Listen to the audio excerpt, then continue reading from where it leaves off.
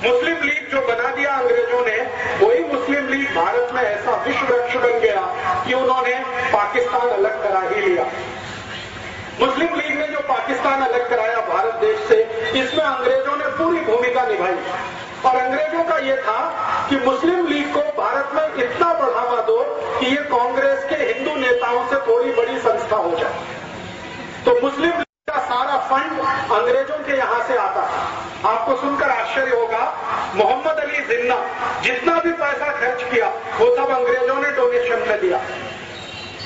और मोहम्मद अली जिन्ना का एक लेफ्ट हैंड और राइट हैंड मैन माना जाता था, सोहरावर्दी करके, वो कलकत्ता का बड़ा नेता था। सोहरावर्दी जितना खर्चा किया वो सब अंग्रेजों ने डोनेशन में दिया। अंग्रेजों का एक अखबार निकलता था इस देश में जो अभी भी निकलता है, उसका नाम था द टाइम्स ऑफ इंडिया। ये अंग्रेजों का अखबार है, आज भी है।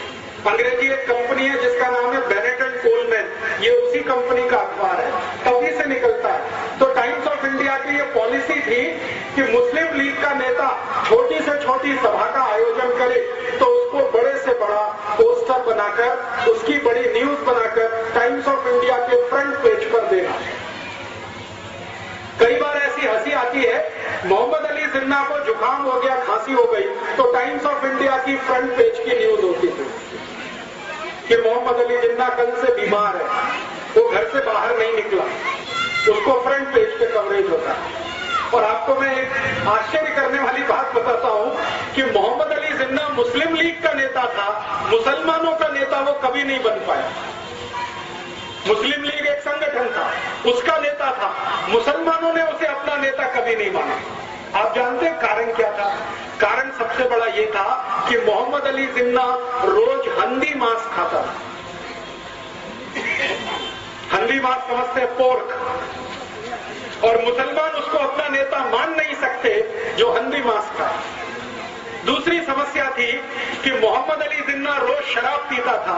मुसलमानों में शराब वर्जित है, हंदी मांस वर्जित है, शराब वर्जित है। और तीसरा, मोहम्मद अली जिन्ना का जो मुख्य धंधा था वो ब्याज पर पैसे उठाने का धंधा था उसका। मुस्लिम धर्म में इसको भी स्वीकार्य नहीं है, इसलिए मुसलमान उसको अपने नेता कभी नहीं मानते। आपको सुनकर आश्चर्य होगा, एक बार ये जिन्ना लाहौर में मुसलमानों की एक सभा में चला गया तो मुसलमानों ने मंच पर चढ़कर इसका मुंह काला कर दिया और एक गधे पर बिठाकर उसका सर्कस निकाला पूरे लाहौर में।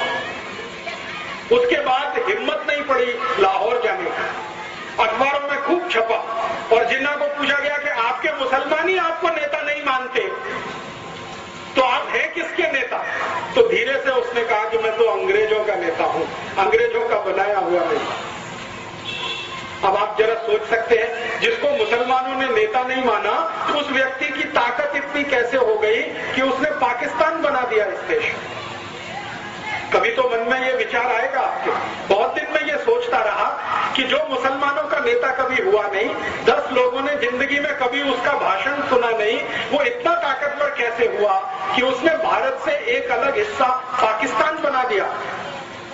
बात ये है और सच्चाई है जो मैं आपको बोलकर जाना चाहता हूं, और ये सच्चाई सुनते समय किसी के दिल को दुखावा हो तो मैं क्षमा मांगता हूं कि ये जो पाकिस्तान बना उसमें मोहम्मद अली जिन्ना की भूमिका इतनी बड़ी नहीं थी, उससे ज्यादा बड़ी भूमिका लेडी माउंटबेटन की थी।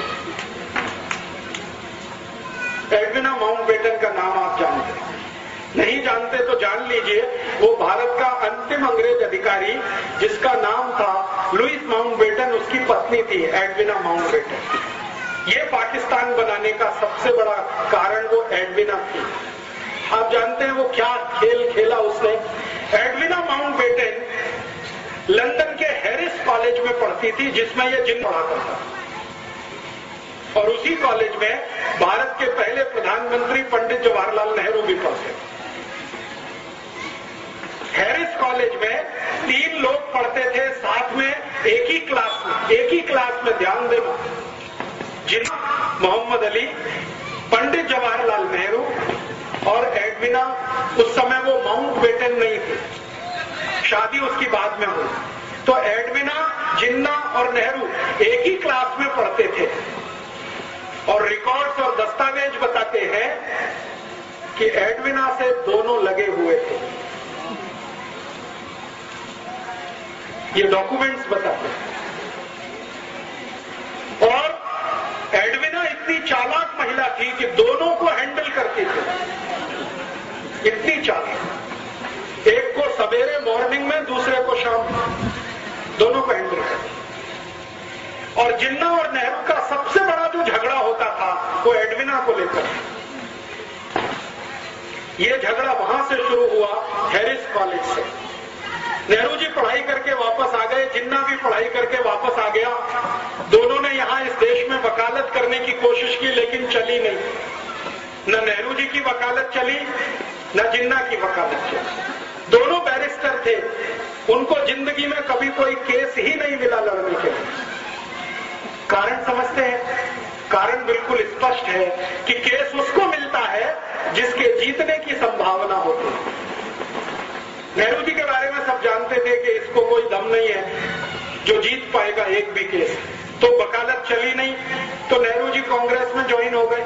उनके पिताजी ने उनको कांग्रेस में डाल दिया। पिताजी का सपना था कि मैं नहीं तो मेरा बेटा कोई ना कोई दिन देश के बड़े पद पर आना। उसके लिए मोतीलाल नेहरू ने एक पार्टी बनाई जिसका नाम था स्वराज्य पार्टी। और अंग्रेजों से उन्होंने तालमेल करके इस देश में सरकार बनाने का काम भी किया। और उनका ये कैलकुलेशन था मोतीलाल जी का कि एक न एक दिन अंग्रेज भारत से जाएंगे, मेरी स्वराज पार्टी और अंग्रेजों के बीच कोई समझौता हो जाए तो सत्ता का हस्तांतरण स्वराज्य पार्टी को होगा और नेहरू देश का प्रधानमंत्री बने। इस हिसाब से उन्होंने खेल खेला। और उसी खेल में थोड़े दिनों में एडविना भी आ गई। जब अंतिम समय आया, लुईस माउंटबेटन को ब्रिटिश पार्लियामेंट से भेजा गया, तो लुईस माउंटबेटन को भारत भेजने से पहले उसकी शादी एडविना के साथ कराई गई। क्योंकि अंग्रेज खुफिया पुलिस थी, उनको मालूम था कि नेहरू और जिन्ना की वीकनेस क्या है, कमजोरी क्या है। अंग्रेजों की खुफिया पुलिस हर हिंदुस्तानी बड़े नेता पर नजर रखती थी। तो अंग्रेजों की खुफिया पुलिस की रिपोर्ट के आधार पर एडविना को भेजा गया माउंटबेटन के साथ। और माउंटबेटन को कहा गया कि तुम इसको दिखावे के लिए अपनी पत्नी स्वीकार करो, वैसे ये है नहीं तुम्हारी। तो माउंटबेटन ने कहा ठीक है, मैं मेरे देश के लिए इतना तो कर ही सकता हूं। तो उसको पत्नी के रूप में वो लाया। लेकिन कभी भी लुईस माउंटबेटन ने अपनी डायरी में लिखा है कि उसने एडविना के साथ कभी भी रात में बिस्तर पर शेयर नहीं किया। वो दूसरों को दिखाने के लिए पति पत्नी थे, लेकिन असलियत में नहीं थे। और जैसे ही माउंटबेटन यहां आ गया तो एडविना को कहा गया कि अब तुम तुम्हारा खेल खेलो। तो एडविना ने एक दिन नेहरू को बुलाया और अगले दिन जिन्ना को बुलाया और कहा कि ठीक है, हम लंदन में जो किया करते थे वो यहां भी हो सकता है। तो नियमित रूप से नेहरू और जिन्ना ने एडविना के यहां जाना शुरू किया। दारू पीना उसके साथ बैठकर, शराब पीना उसके साथ बैठकर। मेरे पास कुछ फोटोग्राफ्स हैं, कभी मैं आपको दिखाऊंगा तो आप दंग रह जाएंगे। नेहरू जी एडविना के साथ बैठकर शराब पी रहे हैं, एडविना के साथ बैठकर सिगरेट पी रहे हैं, एडविना को किस कर रहे हैं, चुंबन ले रहे हैं, उसके साथ डांस कर रहे हैं। ऐसे मेरे पास 7 फोटोग्राफ्स सर। तो ये चलना शुरू हुआ खेल।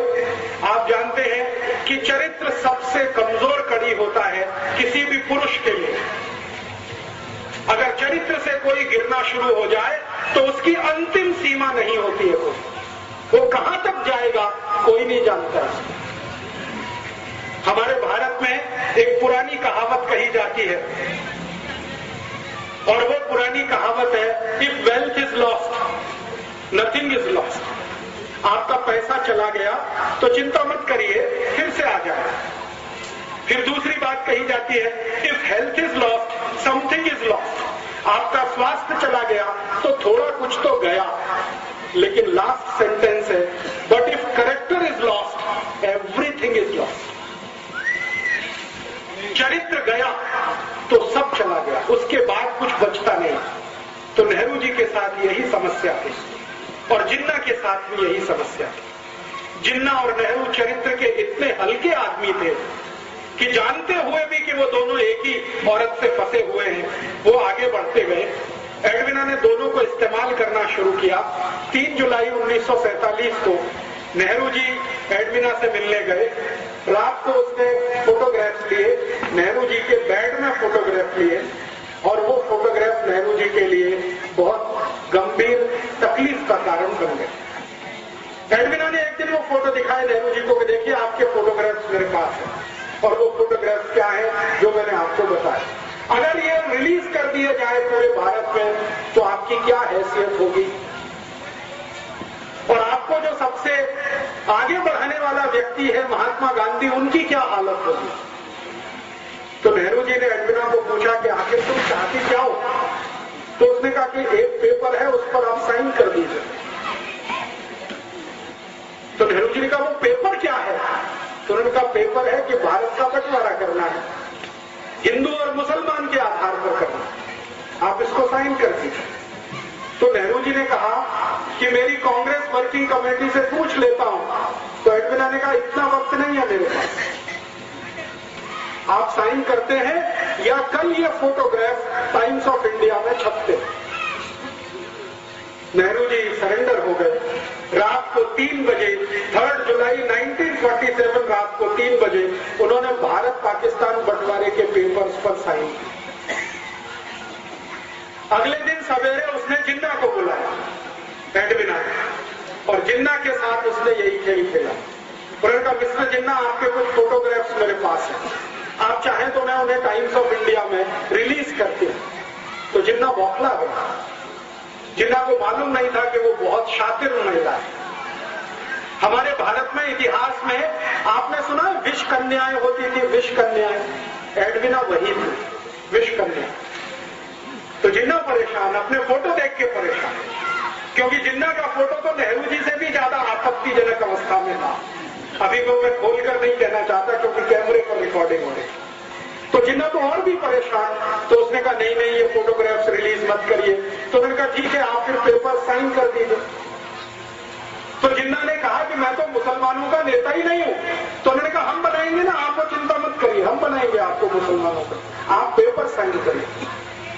तो 4 जुलाई को शाम को करीब 2:30-3 बजे जिन्ना से हस्ताक्षर लिए, 3 जुलाई को सवेरे 3 बजे नेहरू जी से हस्ताक्षर लिए, और वो अगले दिन अखबार में आ गया कि भारत और पाकिस्तान 2 अलग देश बनेंगे, पाकिस्तान मुसलमानों को मिलेगा, भारत हिंदुओं को मिलेगा, और इस तरह से देश का बंटवारा हो गया। इस बंटवारे में अगर आप देखना चाहें कि विलेन कौन है तो आपको बिल्कुल साफ दिखाई देगा। अगर मुझसे कोई पूछे तो पहला विलेन इस बंटवारे में पंडित जवाहरलाल नेहरू, दूसरा विलेन मोहम्मद अली जिन्ना। और मैं पंडित नेहरू को पहला विलेन क्यों मानता हूं, मैं आपको एक दूसरी घटना बताता हूं जो इतिहास में अभी दर्ज नहीं है, लेकिन डॉक्यूमेंट्स में वो घटना घटित है, डॉक्यूमेंट्स में उसका जिक्र है। वो घटना क्या है? घटना ये है कि भारत पाकिस्तान बंटवारा हो गया जिन्ना के हस्ताक्षर और नेहरू के हस्ताक्षर से। थोड़े दिन के बाद गांधी जी को यह पता चला। गांधी जी को पता चला तो गांधी जी ने अपना सिर पीटा। आप में से कोई शायद ये बात नहीं जानता है, गांधी जी को एक आदत थी, और वो आदत ये थी कि वो अपने पर जब गुस्सा करते थे तो अपना सिर पीटते थे, ऐसे करके बहुत तेज मारते थे, घूंसों से मारते थे, अपने को मारते थे। जिस दिन गांधी जी को पता चला कि नेहरू ने बंटवारे के पेपर्स पर हस्ताक्षर किए, उस दिन उन्होंने अपने को पीटा और उन्होंने कहा कि अब मैं जिंदा नहीं रहना चाहता, क्योंकि मैंने जिसको आगे बढ़ाया वो इतना कमजोर निकलेगा ये मुझे नहीं मालूम। परिणाम क्या हुआ?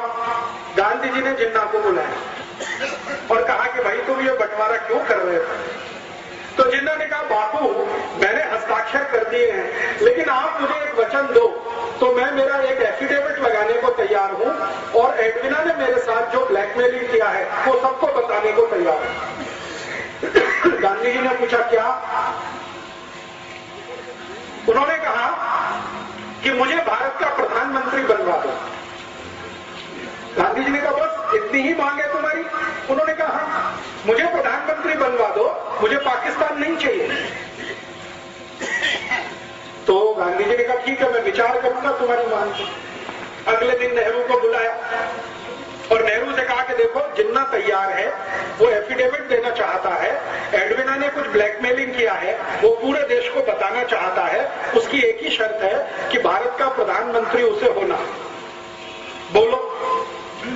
तो नेहरू जी ने कहा कि बापू, जिन्ना को भारत का प्रधानमंत्री तो क्या, मैं मेरे ऑफिस का चपरासी नहीं बना सकता, कारकुन नहीं बना सकता। तो गांधी जी ने कहा तुमको जिन्ना से इतनी दुश्मनी क्यों है? तुम दोनों साथ साथ पढ़े लंदन में हैरिस कॉलेज में, तुमको स्कॉलरशिप मिली, जिन्ना को स्कॉलरशिप मिली, साथ में जिस स्कूल में तुम पढ़े, साथ में रहे 15 साल, और तुम में दोस्ती इतनी ज्यादा थी, अब ये दुश्मनी इतनी क्यों? तो नेहरू जी ने असलियत नहीं बताई। जिन्ना और नेहरू जी की जो दुश्मनी थी उसका कारण था एडविना, और कोई दूसरा कारण नहीं। गांधी जी को बताया नहीं।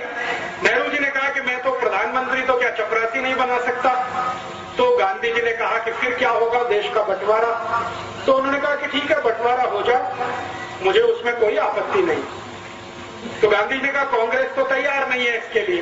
तो उन्होंने कहा ठीक है, कांग्रेस थोड़े दिन में तैयार हो जाएगी। ऐसे करके गांधी जी और नेहरू जी का वार्तालाप पूरा हुआ। फिर गांधी जी ने कांग्रेस वर्किंग कमेटी की मीटिंग बुलाई। 15 उसमें सदस्य थे।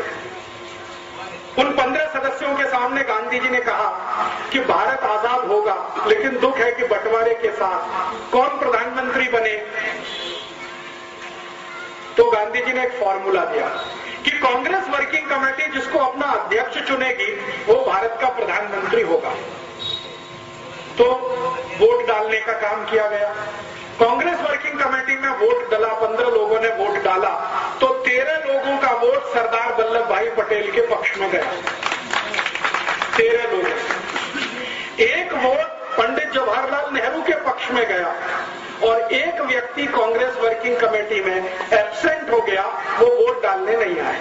और जो व्यक्ति एब्सेंट था वो अनुग्रह नारायण सिन्हा नाम के एक व्यक्ति थे, पटना से थे, बिहार से, वो एब्सेंट हो गए।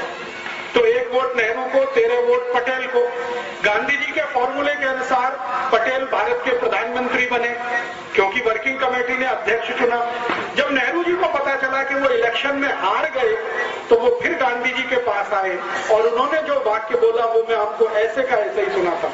उन्होंने कहा बापू, अगर मैं भारत का प्रधानमंत्री नहीं बना तो कांग्रेस को तोड़ दूंगा, और टूटी हुई कांग्रेस से अंग्रेजों का समझौता होगा, और पावर ट्रांसफर मुझे होगी, क्योंकि अंग्रेजों ने पहले से ये तय किया हुआ।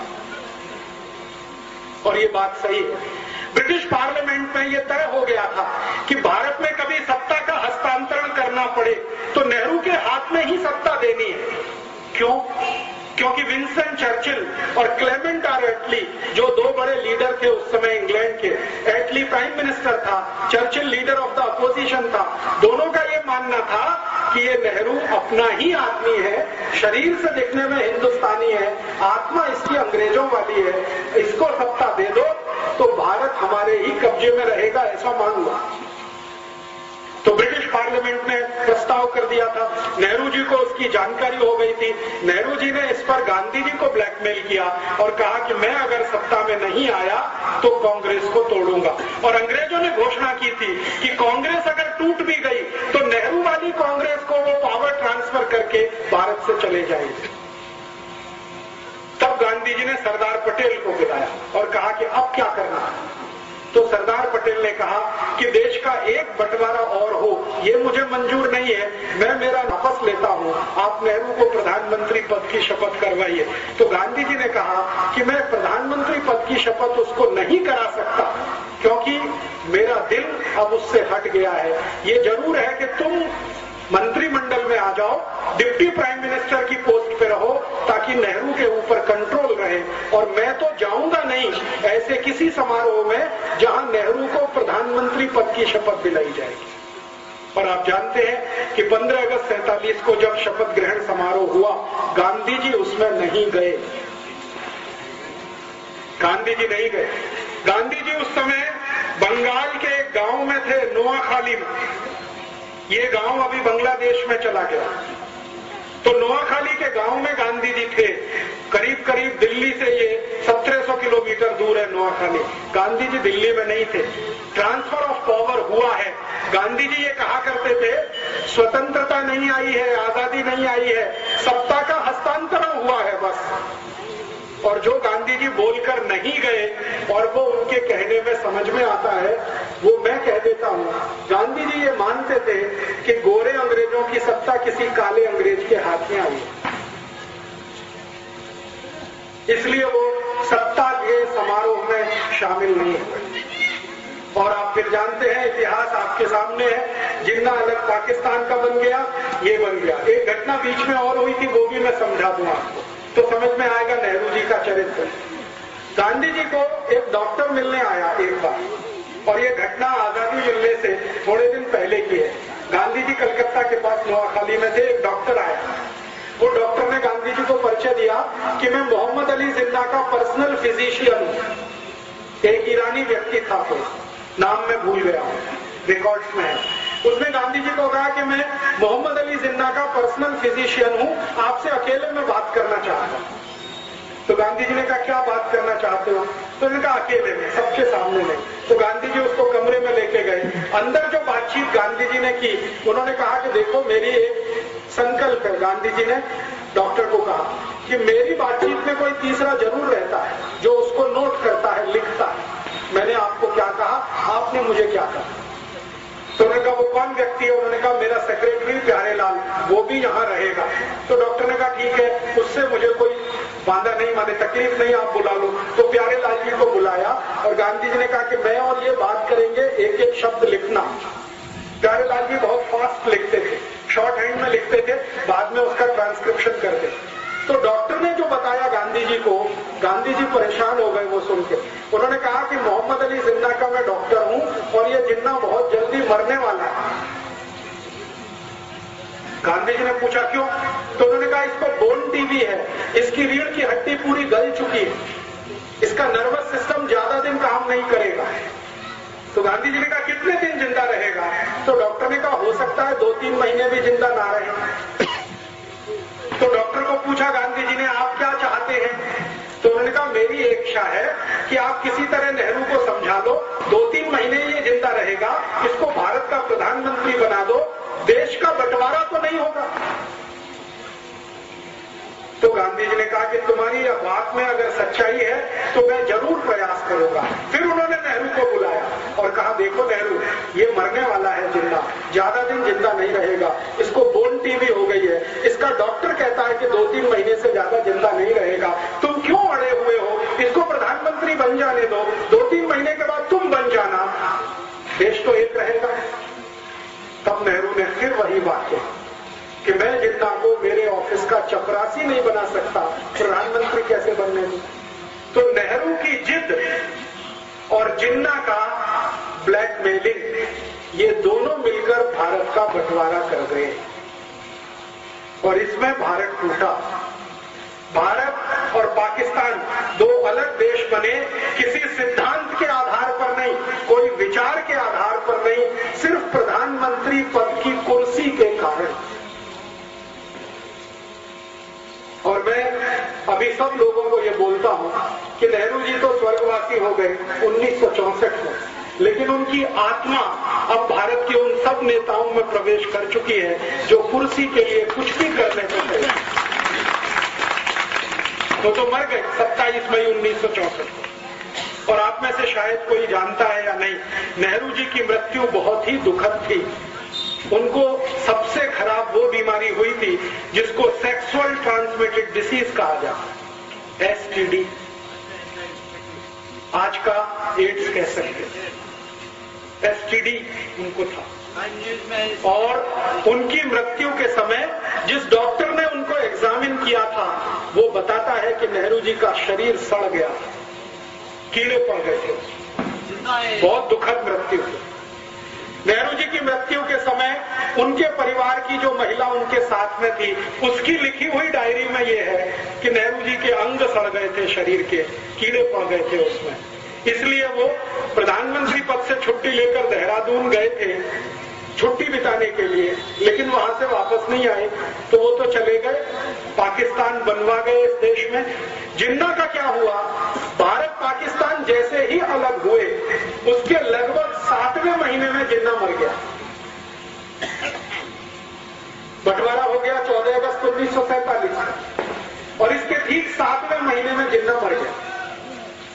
तो उधर पाकिस्तान जिसने बनाया वो पाकिस्तान का मजा नहीं ले पाया कभी, और पाकिस्तान जिनके लिए बनाया वो पाकिस्तान कभी गए नहीं। आप जानते हैं पाकिस्तान बनाने का जो सबसे बड़ा लॉजिक था वो ये कि भारत में रहने वाले मुसलमान वहां जाएंगे और उनके लिए पाकिस्तान बनेगा। वो यहां से गए नहीं, वो यहां है, शिया हो चाहे सुन्नी हो, वो भारत में ही है, वो पाकिस्तान गए नहीं। और जिन्होंने कभी पाकिस्तान मांगा नहीं उनके सिर पर यह पाकिस्तान थोप दिया गया। वो अफगानिस्तान की सीमा पर रहने वाले जो बलूची लोग हैं ना, उनके ऊपर जबरदस्ती ये थोप दिया। आज पाकिस्तान क्या है आप जानते हैं, सारा का सारा पाकिस्तान ऐसी समस्याओं से घिरा हुआ है जो उसके जन्म से शुरू हुई, और जन्म से जो समस्या शुरू हुई जिन्ना के द्वारा, उसी का दुष्परिणाम है कि आज तक उस देश में कभी लोकतंत्र नहीं रह पाया, प्रजातंत्र नहीं रह पाया, हमेशा किसी सैनिक ने उसका शासन किया। और आज भी आप जानते हैं परवेज मुशर्रफ उन्हीं सैनिकों का रूप है जो जिन्ना के द्वारा पल्लवित और पोषित हुए। लेकिन भारत को एक बड़ा नासूर दे गए, और वो नासूर ये भारत के 3 विलेन, एक जिन्ना, नेहरू और एडविना, ये 3 विलेन को मैं मानता हूं भारत के बंटवारे के लिए जिम्मेदार। इतिहास के सारे डॉक्यूमेंट्स यही बताते हैं। और ये जो सब हो गया कहानी, उस कहानी के बाद की अब कहानी ये है कि पाकिस्तान को चलाने वाले जो सैनिक शासक हुए उन्होंने ये तय कर रखा है कि भारत को एक ना एक दिन वैसे ही तोड़ना है जैसे भारत ने पाकिस्तान को तोड़ा। आप जानते हैं 1971 में भारत के सैनिकों ने बांग्लादेश अलग करा दिया और वो अलग हुआ, उसका दर्द पाकिस्तान को है। तो पाकिस्तान कहता है कि हमारा बांग्लादेश अलग हुआ तो अब हम भारत का जम्मू कश्मीर अलग करेंगे।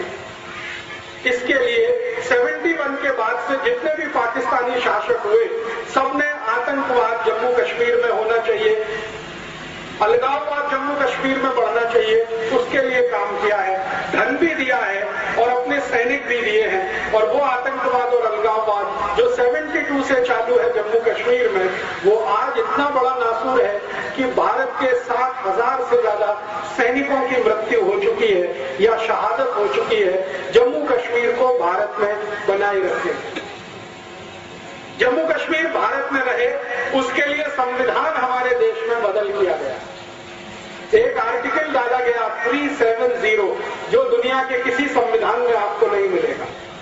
उस आर्टिकल के आधार पर जम्मू कश्मीर को एक देश का दर्जा दिया गया है। आप जानते हैं भारत का सुप्रीम कोर्ट कोई भी फैसला सुनाए जम्मू कश्मीर में वो लागू नहीं होता। भारत की संसद में कोई भी कानून बनाया जाए वो जम्मू कश्मीर में लागू नहीं होता। हमारी संसद जब कानून बनाती है उस कानून का पहला पन्ना आप पढ़े, ड्राफ्ट जिसको कहा जाता है, उसमें पहले ही वाक्य में लिखा जाता है accept in Jammu and Kashmir. ये कानून बनाया जा रहा है जम्मू कश्मीर को छोड़कर। हमारी संसद ने आजादी के बाद ऐसे हजारों कानून बनाए हैं जो आपके ऊपर लागू है, मेरे ऊपर लागू है, लेकिन जम्मू कश्मीर पर लागू नहीं है वो कानून। उनके कानून उनकी संसद में, जिसको वो असेंबली कहते हैं, वहां बनते हैं। और आप जानते हैं बहुत साल तक तो जम्मू कश्मीर के मुख्यमंत्री को सदर रियासत बोला जाता था, माने जिसको हिंदी में प्रधानमंत्री कहते हैं। उनका झंडा अलग है, भारत का झंडा अलग है। उनका कानून अलग है, भारत का कानून अलग है। उनका संविधान अलग है, भारत का संविधान अलग है। फिर आप बोलिए कि Jammu Kashmir is the integral part of India, ये दुनिया का सबसे बड़ा झूठ है। वो हमारा झंडा नहीं मानते, वो हमारा संविधान नहीं मानते, वो हमारा कानून नहीं मानते, फिर हम कहें कि जम्मू कश्मीर भारत का अभिन्न अंग है। ये किसको मूर्ख बनाने के लिए कहे? आपको सुनकर हैरानी होगी कि भारत की सरकार आपके लिए कोई भी खर्चा करे तो उसकी पाई पाई का हिसाब controller and auditor general of India रखता है, लेकिन जम्मू कश्मीर पर हजारों करोड़ रुपए हर साल खर्च होता है, उसका हिसाब किसी के पास नहीं। सीएजी को चिट्ठी लिखा कि जम्मू कश्मीर पर पिछले 60 साल में हमने जो खर्चा किया है उसका मुझे क्लासिफिकेशन चाहिए, डिटेल चाहिए। सीएजी कहता है कि मेरे पास नहीं है। फिर हमने फाइनेंस मिनिस्टर को कहा तो फाइनेंस मिनिस्ट्री से उत्तर मिला कि जम्मू कश्मीर का हिसाब दिल्ली में नहीं रखा जाता, वो जम्मू कश्मीर में रखा जाता है। फिर जम्मू कश्मीर को पत्र गया हमारा, वहां से वापस आ गया कि ये हिसाब हम किसी भी भारतवासी को बताने के लिए मजबूर नहीं। मेरी चिट्ठी मेरे पास है। वो मानते नहीं कि भारत का अंग है, हम जबरदस्ती कहते हैं कि ये भारत का अंग है। पाकिस्तान वहां आतंकवादी भेजता रहता है, खुराफात करता रहता है, उनके लिए पैसा उपलब्ध कराता रहता है। अब आप सोचेंगे कि पाकिस्तान में इतना दम है कि वो 60 साल से आतंकवादियों को भेज के पैसा खर्च करके इसको चलाए रख सकता है, तो आप सुनकर ताज्जुब करेंगे। पाकिस्तान की दम नहीं है ये सब करने की। पाकिस्तान को ये सब करने के लिए अमेरिका उकसाता रहता है। अमेरिका है जो पाकिस्तान को पैसा भेजता है, वो पाकिस्तान पैसा जम्मू कश्मीर में भेजता है और वो लश्कर ए तैयबा, जैश ए मोहम्मद, हरकतुल अंसार, हिजबुल मुजाहिदीन जैसे खतरनाक संगठनों को पैसा मिलता है और वो पैसे से सारे देश में बम ब्लास्ट होते हैं, जम्मू कश्मीर में तो होते हैं। आपको सुनकर हैरानी होगी, जम्मू कश्मीर में जितने आतंकवादी संगठन है उसमें काम करने वाला एक भी आतंकवादी जम्मू कश्मीर का नहीं है, वो सब विदेश से आए हुए हैं। भारत की आर्मी कहती है कि कुछ 1500 से 2000 आतंकवादी जम्मू कश्मीर में है, वो सब पाकिस्तान से आए हैं, अफगानिस्तान से आए हैं या कहीं दूसरे देश से आए हैं और पैसे पर काम करते हैं। और हमारी सरकार भी कैसी विचित्र है। जम्मू कश्मीर में एक संगठन है जिसका नाम है हुर्रियत कॉन्फ्रेंस। ये छोटी छोटी पार्टियों का एक बड़ा समूह है। इस हुर्रियत कॉन्फ्रेंस में एक आदमी है, उसका नाम है यासीन मलिक। कभी आपने उसका चेहरा अगर टीवी पर देखा हो तो इतना दुबला पतला सींगिया हड्डी का आदमी है कि आप फूंक मारो तो उड़ जाए। मैं सच कह रहा हूं। अगर कोई अच्छा खासा हिंदुस्तानी उसको एक झापड़ मार दे तो जमीन पर 3 पलटियां खाए, इतना कमजोर आदमी है। उसको भारत सरकार ने सुपर हीरो बना रखा है। क्यों? भारत सरकार जब भी बातचीत करती है तो यासीन मलिक से बातचीत करती है और इस चक्कर में अखबारों में नाम आता है, टीवी पे नाम आता है, वो चर्चा में चढ़ता ही चला जाता है। वो चर्चा अमेरिका तक जाती है तो अमेरिका से सीधे पैसा उसको आना शुरू हो जाता है। आप पूछेंगे जी अमेरिका को क्या इंटरेस्ट है? भारत का जो जम्मू कश्मीर है ये अमेरिका को चाहिए, पाकिस्तान के लिए तो ये बेकार का है। मैं आपको सच बात बताऊं, क्योंकि पाकिस्तान ने जो पाक ऑक्युपाइड कश्मीर ले रखा है उसी को वो संभाल के नहीं रख पा रहा है। जम्मू कश्मीर को क्या रखे? ये अमेरिका को चाहिए जम्मू कश्मीर। क्यों? जम्मू कश्मीर की सीमा से चीन की सीमा लगी हुई है और अमेरिका और चीन का पुराना झगड़ा है। अमेरिका और चीन एक दूसरे के जबरदस्त दुश्मन है। तो अमेरिका की योजना है कि चीन पर एक दिन हमला करना है, जैसे इराक पर किया। वो हमला करने के लिए अमेरिका के जहाजों को एक ऐसा ग्राउंड चाहिए जहां से हवाई जहाज उड़े और चीन पर जाकर मिसाइल डाले, और वो स्थान जम्मू में है। इसलिए अमेरिका को ये चाहिए। तो अमेरिका बंदूक चला रहा है पाकिस्तान के कंधे पर रख के, और ये बंदूक है कि जम्मू कश्मीर भारत से अलग हो जाए, पाकिस्तान संभाल नहीं पाएगा, पाकिस्तान ये अमेरिका को दे देगा, अमेरिका फिर वहां सैनिक अड्डा बनाएगा और वो सैनिक अड्डा एक दिन चीन के खिलाफ काम आएगा। ये है राजनीति। अब आप बोलेंगे जी अगर ये राजनीति चल रही है भारत को बर्बाद करने के लिए, तो आप पूछेंगे जी हम क्या करें, आप क्या करें? मैं आपको एक विनम्र निवेदन करने आया कि आप क्या कर सकते हैं इस पूरी राजनीति को सारे देश से खत्म करने के लिए और जम्मू कश्मीर को सच में भारत में वापस लाने के लिए।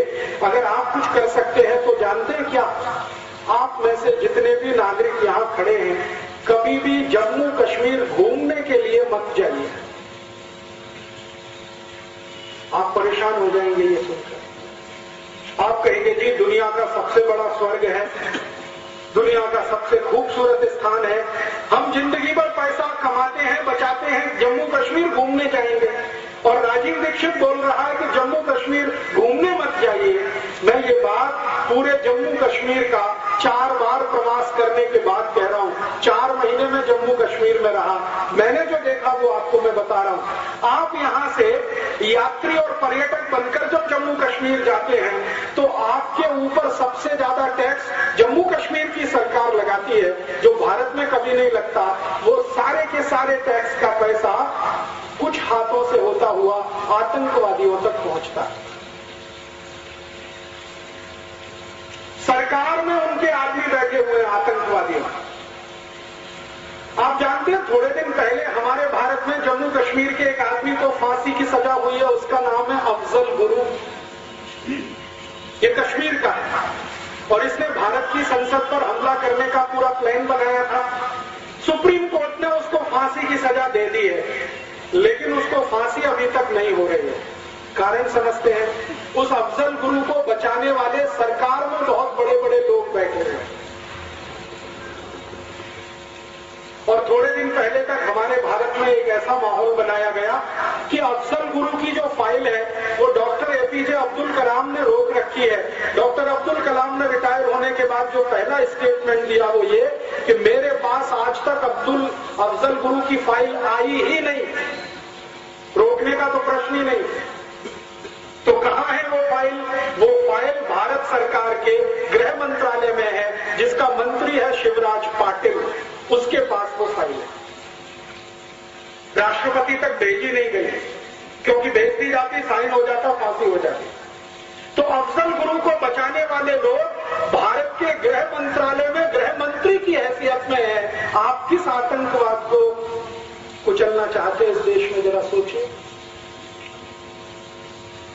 मेरा कहना बहुत स्पष्ट है कि आतंकवादियों की मदद करने वाला ही अगर गृह मंत्री है इस देश का, तो कौन से आतंकवाद से आप लड़ना चाहते हैं इस देश में? शिवराज पाटिल के पास फाइल है अफजल गुरु की, और वो फाइल वो आगे बढ़ने नहीं दे रहा है, क्योंकि अफजल गुरु को फांसी होगी और वो फांसी होनी नहीं चाहिए। क्यों? क्योंकि अफजल गुरु एक ऐसे समूह का सदस्य है जो आतंकवाद के नाम पर भारत सरकार से पैसा लूट रहा है और जम्मू कश्मीर के नेताओं को बांट रहा है। एक बहुत बड़ा कॉकस और सिंडिकेट बना हुआ है। दिल्ली सरकार से हजारों करोड़ रुपए जाता है, जिसका कोई अकाउंटिंग नहीं है। मैंने आपसे कहा वो अफजल गुरु जैसे लोगों के हाथ में ही पहुंचता है, और वो फिर जम्मू कश्मीर के मुख्यमंत्री से लेकर तमाम दूसरे मंत्री और अधिकारियों में बंटता है। वो सारा पैसा आतंकवाद रोकने के नाम पर जाता है। और हम उसमें कैसे मदद करते हैं? हम जम्मू कश्मीर घूमने चले जाते हैं, घूमने में जितना पैसा आप खर्च करके आते हैं वो जाने अनजाने आपका पैसा किसी न किसी तरह आतंकवादियों के हाथ में पहुंच जाता है, क्योंकि सरकार में उनके लोग बैठे हैं। मैंने एक दिन सोचा कि आर्मी जब युद्ध लड़ती है तो उसका पहला टारगेट होता है कि दुश्मन की सप्लाई लाइन काटो, तब युद्ध जीतते। तो मेरे मन में आया कि जम्मू कश्मीर को जो सप्लाई लाइन है, एक तो सरकार की है और दूसरे आप जैसे लोगों की है, जो हर साल जून मई के महीने में घूमने के नाम पर वहां जाते हैं, हजारों करोड़ खर्च करके आते हैं, वो पैसा उनको मिलता है और वो पैसे से उनका आतंकवाद पलता है। मेरा ऐसा मानना है कि भारतीय नागरिक जम्मू कश्मीर का प्रवास करना अगर बंद कर दें, 1-2 साल के लिए ही बंद कर दें, तो समाज में जो पैसा वहां पहुंच रहा है वो बंद हो जाएगा। जम्मू कश्मीर झक मार के हिंदुस्तान में वापस आ जाएगा, क्योंकि उनकी दम नहीं है। आप पैसा देना बंद कर दीजिए, और ये तभी संभव है जब आप जम्मू कश्मीर में घूमने के लिए जाना बंद कर दें। हर साल लाखों करोड़ों हिंदुस्तानी वहां जा रहे हैं, और वहां एक बड़ा मंदिर है वैष्णो देवी का, वहां मत्था टेक कर आ रहे हैं। करोड़ों रुपया उस मंदिर को दान में जा रहा है, और वो वैष्णो देवी जी का श्राइन बोर्ड है, वो पता नहीं कहां पैसा खर्च कर रहा है, आपको कुछ मालूम नहीं। मेरी आपको विनती है, माता जी की पूजा करनी है, दुर्गा माता की तो हुबली में भी है, वैष्णो देवी में ही क्या है, हुबली में भी पूजा हो सकती है। और भारत में तो कण कण में भगवान है, तो जम्मू जाके, कटरा जाके वहीं पूजा करना, हमारे यहां तो कण कण में भगवान है। तो जिस दिन भारत के 110 कोटि नागरिक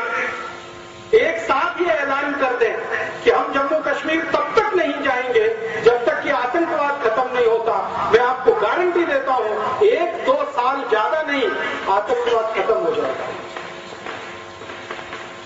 ये तो मेरी आपको विनती है।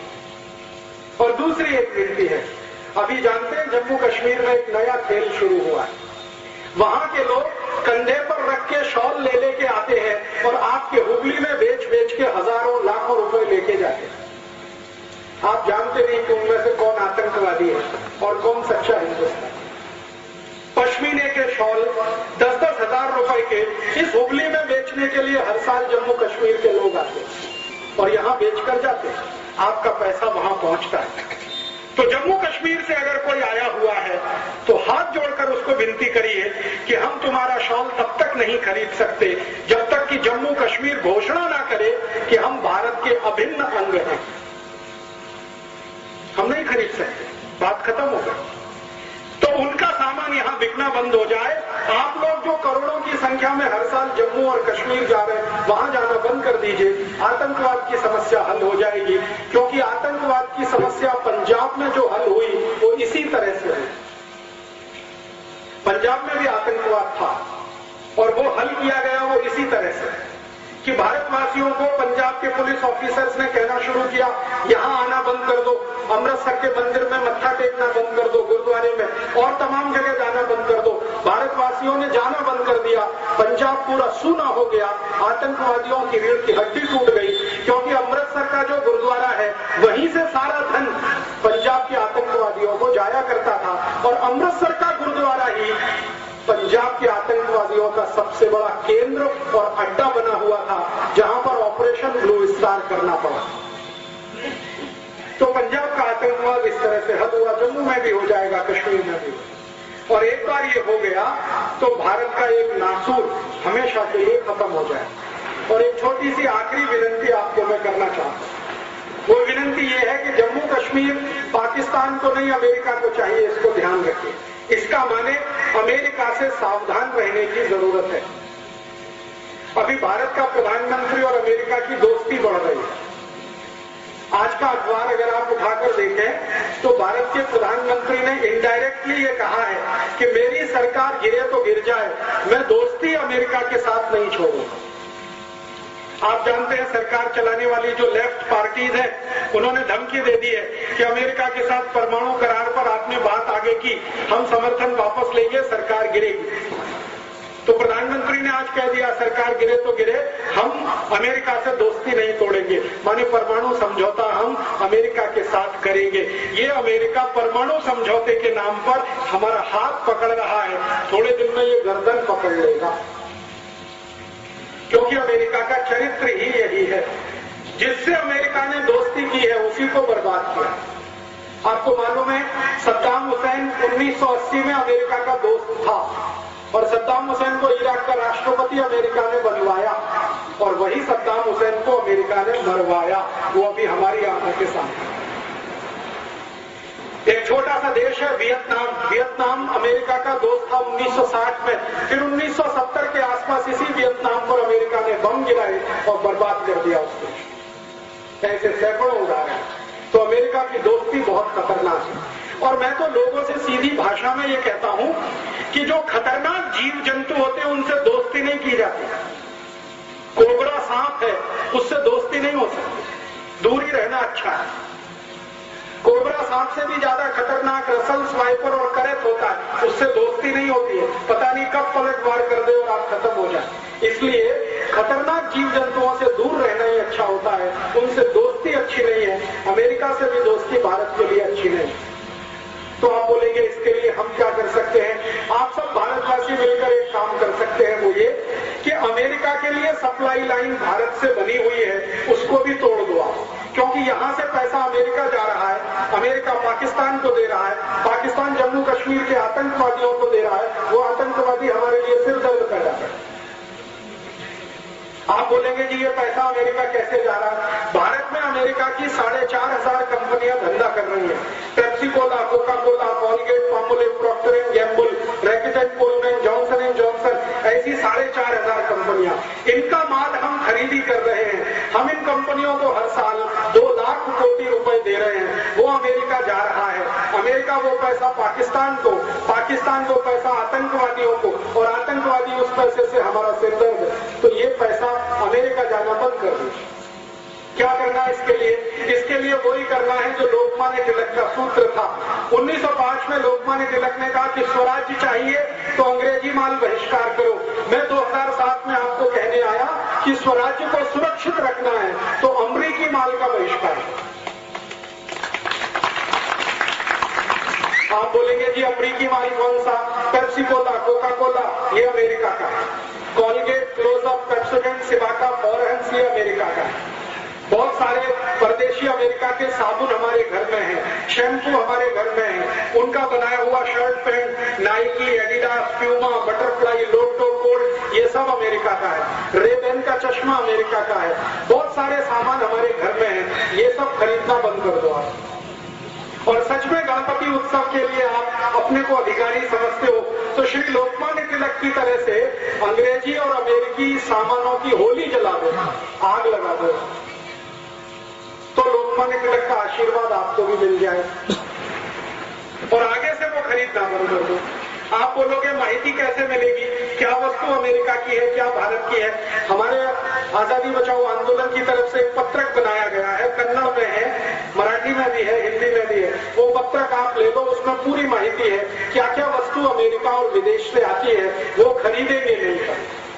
पेप्सी कोला, कोका कोला पिएंगे नहीं, क्योंकि ये पानी जो आप पीते हो इसका 10,000 कोटी अमेरिका जाता है। अमेरिका पाकिस्तान को देता, पाकिस्तान आतंकवादियों को, वो आपके देश पे बम गिराते। तो पेप्सी को बंद कर दो पीना। फिर आप बोलोगे क्या पिए? यलनीर पियो, मज्जिगे पियो, कब्बिन हाल पियो, हाल पियो, कुछ नहीं मिलता तो शुद्ध नीर पियो, पेप्सी कोक से अच्छा। तो इस गणपति उत्सव के समय में आपको एक सूत्र देता हूं, पेप्सी कोक कुड़िए बेड़ी, यलनीर कुड़ीरी, मज्जिगे कुड़ीरी, हाल कुड़ीरी, कब्बिन हाल कुड़ीरी, पेप्सी कोक कुड़ी बेड़ी। ऐसे ही कॉलगेट, क्लोजअप, पेप्सोडेंट उपयोग माड़बेड़ी, क्योंकि ये अमेरिकन है। तो आप बोलेंगे क्या करना? बेबिन कड्डी उपयोग, इसी बेबिन कड्डी, होगे कड्डी, दंत मंजन, लाल दंत मंजन जास्ती उपयोग, कॉलगेट, क्लोजअप उपयोग माड़बेड़ी, लाइफबॉय, लक्स, लिरिल, रेक्सोना उपयोग माड़बेड़ी, स्वदेशी सोप उपयोग, इसी मैसूर संदन, चंद्रिका, मेडिमिक्स स्वदेशी सोप है, उसको उपयोग करो। बूट और चप्पल जो भी है वो हुबली के किसी कारीगर से खरीदो जो हाथ से बनाता है। बाटा कंपनी का कभी मत खरीदो, ये अमेरिकन है। बाटा, बीएससी, एडिडास, प्यूमा, बटरफ्लाई, ये सब अमेरिकन है। जास्ती से जास्ती अमेरिकन वस्तु बहिष्कार। ये अगर आपने किया 1.5 लाख कोटी रुपए देश को लाभ होता है। और अगर अमेरिका को ये धन नहीं मिलेगा, वो पाकिस्तान को नहीं दे सकता।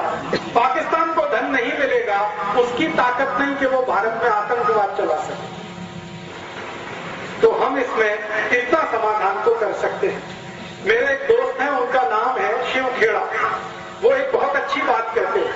वो कहते हैं कि भारत की कोई भी समस्या के समाधान में अगर भारतवासी शामिल नहीं है तो वो सब भारतवासी समस्या का हिस्सा है। अगर आप इस देश से आतंकवाद मिटाना नहीं चाहते तो आप आतंकवाद का हिस्सा है।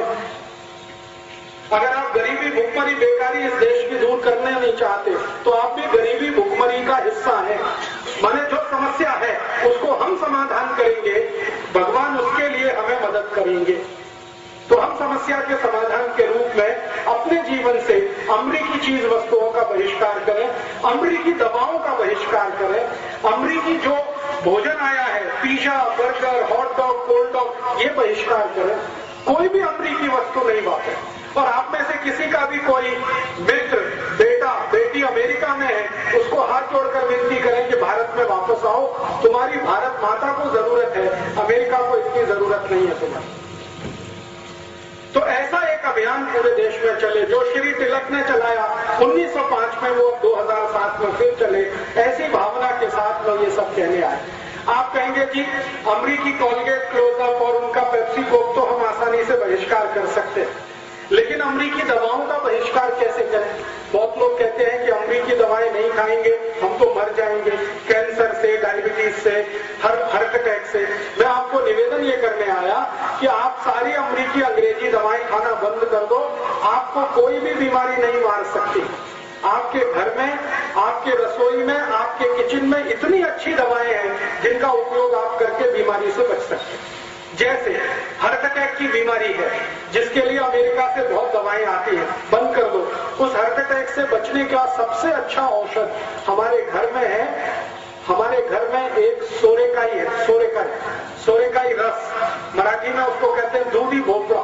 दूधी भोपड़े का रस पीना शुरू कर दो, 3 महीने के बाद आपको हार्ट अटैक की बीमारी ही खत्म हो जाए। भारत में एक योग और प्राणायाम सिखाने वाले संत हैं स्वामी रामदेव। 3 लाख लोगों का उन्होंने हृदयघात ठीक कर दिया दूधी भोपड़े के रस से, सोरेकाई के रस से। आप भी कर सकते।